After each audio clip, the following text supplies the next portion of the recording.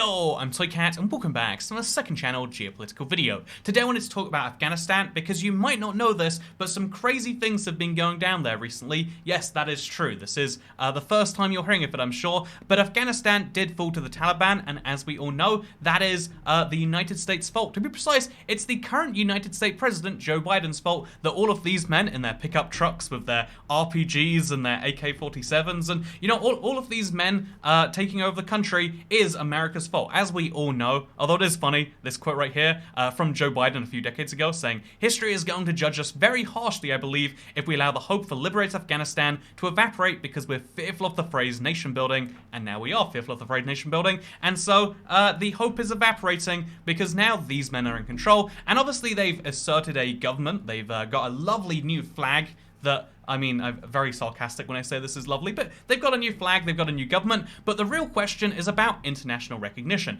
In fact, a lot of the resistance in Afghanistan is saying, please don't recognize the Taliban. The last weapon the international community has, now that we don't have weapons anymore to use it, or that we're choosing not to use weapons against them, the last weapon is recognition. And, you know, although there's a whole side note here about, like, look at this sign saying, "Why is the world watching us silently and cruelly?" And it's like, everyone was complaining the whole time that, like, oh, America just goes into countries, asserts their own will, and it's all in their own interests. They're playing the world police. And it's like, why isn't America playing the world police now that I'm seeing what happens when they don't? It's like, you don't get to have both those opinions simultaneously. But yeah, now the question is, which countries will recognize the Taliban regime? There is the all-male cabinet is obviously expressing some concerns and blah, whatever. So you can read about that. And it looks like right now the United States is probably going to recognize them. They've got this little caveat of like, oh, only if they uphold basic rights of its people and keep terrorists out of the country, which is a pretty fair little rule. I imagine in reality, this second point, keeping terrorists out of the country, is much more important than this first one from an international standpoint.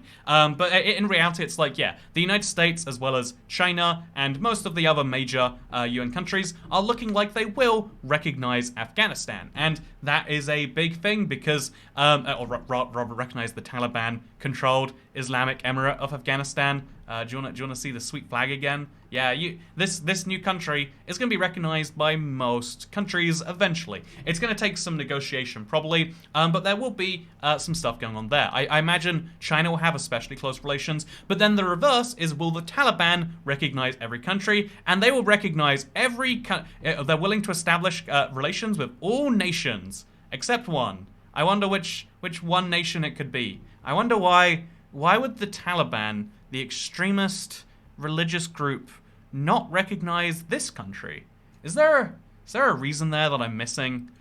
What is it about this country that the Muslim, you know, should we not do this all day? Instead, let's just say that, yeah, there is one country that Afghanistan is refusing to establish ties with, and it is Israel. And you know what? It's crazy. I thought that the Taliban really liked. I thought that, you know, like the Islam and Jewish people were like this, you know, like this. I don't know. I thought they were doing a real good thing, and it's crazy that that's not true. In fact, it's really weird because I looked at this map of recognition of Israel, and it's so strange. It's like, what do all these countries in gray have in common? I can't pin down what it is, but I'm starting to think there's a pattern in the countries that don't recognize Israel. Obviously minus like Venezuela and Cuba, which, you know, I hate America so much, I refuse to recognize countries that are friends of America. That's my stance too. But yeah, basically as you can see, it's like, okay, so Israel isn't recognized by a ton of countries, but what does that really mean? Why does Afghanistan want to be recognized? Why do the Taliban want to be recognized by countries like the US? And why is it a problem that they won't recognize Israel? You know, I don't recognize your sister. She might exist, she might not. I don't recognize her. I don't recognize your mother. There we go. That's a better thing. Does it change your life in the slightest? So why does it change your life if Afghanistan doesn't recognize you if you're a nation state? Let me dive into that now. And it's not like they're at the UN together and they're just blanking each other, which is the much funnier way that could go. But instead, the big problem comes into things basically boiling down to like every single, if you want to go to Israel as a citizen of these countries, the stamp in your passport will forbid you entry back into, in fact, I think there's a thing on here somewhere. if you are from a green country, your Israeli passport is just obviously it's not accepted. Like it's from a country that doesn't exist. We don't recognize it. And if you go to a dark green country and you even have a stamp in your passport from Israel, then your passport is been, it's been altered by a non-state agent. Again, we don't recognize that country. You're not allowed to just draw on your own passport, and so you're not allowed entry into Yemen, I think, Iran, Algeria, Libya. Like you are not able to enter those countries if you have an Israeli passport stamp, which means in reality what actually happens is if you go to Israel, they stamp a piece of paper that you put in your passport, and then you take out the piece of paper afterwards, and so that way you don't run into any issues right there. But then that creates issues because countries like America, I know this very personally, I went through a very long interrogation, they want to know every country you've been to, even the countries that don't stamp your passport. And long story short, not recognizing countries makes the whole system break down. In fact, actually, Israel's recognition is slowly improving because this little, do you see this little green right here, is actually brand new. One of the cool things, because the current, should we go controversial, talk about American domestic policy, which apparently includes Kabul's full now. Although this is being blamed on current US president, it was one of those deals brokered by former US president, the orange one that people seem to not like. And the interesting thing, one of the interesting other deals at the same time that was like seen as historic was also brokering peace between the United Arab Emirates and Israel, trying to get as many countries in the region to have a historic breakthrough. And basically that is a big part of what had been going on there. And so now that these two countries recognize each other, as an outside party, the biggest benefit is like, oh, if I had an Israeli stamp, I could go there, but that doesn't matter. But as a flight enthusiast, let me tell you the coolest thing. If I want to go from a Muslim country to Tel Aviv, oh, good luck doing that, I'll take a 13-hour, 55-minute stop in Istanbul's Sahiba Gökçen Airport. No, but if I want to go from the UAE, I think I should have typed in Dubai, right? If I want to go from Dubai or Abu Dhabi Airport to, what's that? A direct flight? 3 hours? Insanity. I know that doesn't sound like insanity to most people, but there are very few countries in this world. What's the capital of Jordan? I don't know what it is. Petra? No. There we go. I think it's AMM. So as you can see, what's that? No direct. I feel like there are direct flights on this route that I'm just not seeing. But there are very few countries in the Islamic world that have direct flights because you can't have flights to a country that doesn't exist, which is very stupid. But I think the place it gets much worse because this is a very specific, very long-standing religious dispute that at least has at least there's something behind it. They're like, oh yeah, we won't recognize you until you free, that other country that's within your borders right now, but also not, and that's very spicy and controversial. So let's talk instead about the country that's in a much worse situation, because Taiwan's passports are not legally able to be recognized by a lot of countries. In reality, as best I can tell, countries just ignore that, but this passport comes from a country that very few countries recognize as a country, even though they all know that, the Republic of China, also known as Taiwan, I'm pretty sure that's how you say it, right? The Republic of China, Taiwan, is a real country, but we can't recognize it officially. And so it has to be called a travel document in a whole bunch of places. And the worst bit is China, who is the strongest proponent for this. If you want to go from the Republic of China to the People's Republic of China, and a lot of people have, some family on the other side, maybe less so these days, then you need to get yourself one of these, a mainland travel permit for Taiwan residents, because as far as China is concerned, you're flying from China to China, but you can't fly from China to China with a fake passport. This is a not recognized document by them, and so you have to get one of these things, which is the People's Republic of China issues you a document if you're a Republic of China national and you have household registration in Taiwan, and the document will be issued as an identity document and will allow you to travel from whatever. It's a mess. All I'm saying is, and that's before you consider other countries, right? Because although Taiwan, because they're a relatively high-income country, they actually are very luckily allowed visa-free access to a lot of major countries. It's very cool, in my opinion, but they have a whole ton of weird issues that can come up just because officially they don't have a passport,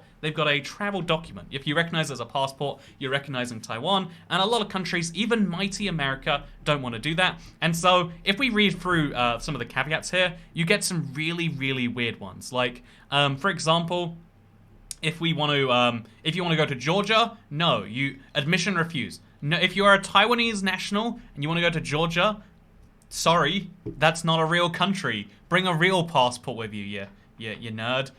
Do you want to go to... The other ones are really weird. It's I forget. I think it's Jamaica is the other country that's just like, yeah, sorry, don't recognize. An affidavit of identity is required if you'd like to enter Jamaica. Like, there's so many weird situations. Visa on arrival, but prior approval required.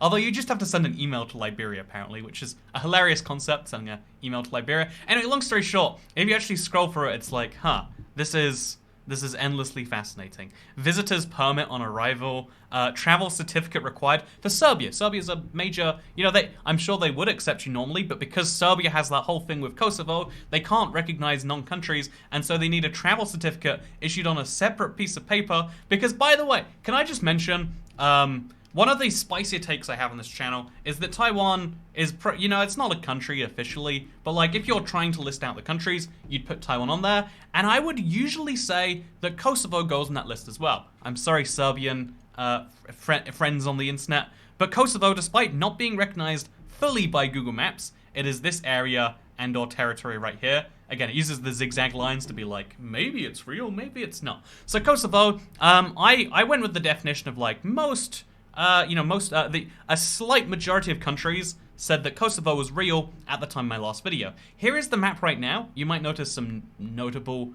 improvements. However, officially speaking, if we look at this map right here, my last video was in like 2018, 2019, when there were more UN countries that recognized Kosovo than don't. It is now on the knife edge. It is 50-50. Because although if you look at the list of countries that recognize Kosovo, they've had a couple of improvements. Barbados recognized them in 2018, and Israel, during the coronavirus pandemic, were like, yeah, go on then, we'll recognize Kosovo, let's give it a go. However, in that time frame, a lot of countries, most notably Nauru, Ghana, and Sierra Leone, stopped recognizing Kosovo. And so if a couple more countries don't recognize Kosovo, or a couple more do, it becomes more or less real. And at what point do we say it's ridiculous that about half the world recognizes Kosovo and half the world doesn't? And so they're half real, they're half not real. Is your country green? Do you have to agree with your government's position on that one? Do you not? Is a Kosovo passport a real thing? Only if you're in a green country. It's a little bit ridiculous. I think, in reality, as part of Serbia's trying to enter the EU, Serbia has to not block Kosovo's entering the EU, and so the Brussels Agreement and all the various things they've been working on mean that Serbia's also agreed to suspend its effort to encourage other states to either not recognize Kosovo or to revoke recognition for 1 year, while Kosovo agreed to not apply for new membership of international organizations for the same period. It's a very, very, very weird situation in this area. Actually, wait. Here's a fun fact. I have I've got a builder who's been working on destroying some rooms in my house, and he is from Kosovo. He fled as a refugee during the war, and he's like, "Yep, I'm Albanian. Where are you from?" Yeah, that area. He's just like, he doesn't want to start it. But yeah, 50.26% of United Nations member states recognize Kosovo. I'm just saying, all it takes is another country going out, and all of a sudden, the channel's official recognition will, it won't actually change. But yeah, this is one of the spicier opinions, and I think it's just fascinating. And also, again, if you want to travel to any of the countries in grey, sucks. Should have been born in a different place. Ultimately, one of the weird quirks of this I wanted to talk about, by the way, here's the proof that Israel recognized. Oh, I've got to click on some... I've got to click the cookie box, but it's in Serbian. Do I not want them? I don't know what I want. But